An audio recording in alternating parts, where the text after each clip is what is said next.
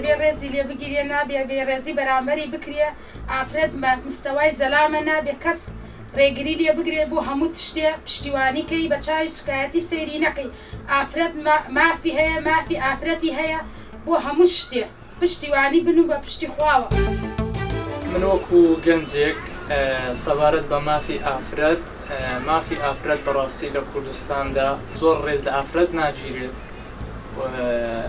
مافەکانیان پێشەر کراوە. هیوادارم لایەنە پەیوەندیدارەکان ئەوانەی گرنگی بە مافی ئافرەتە دەن لەسەر ئەو مافانە بێنە جواب.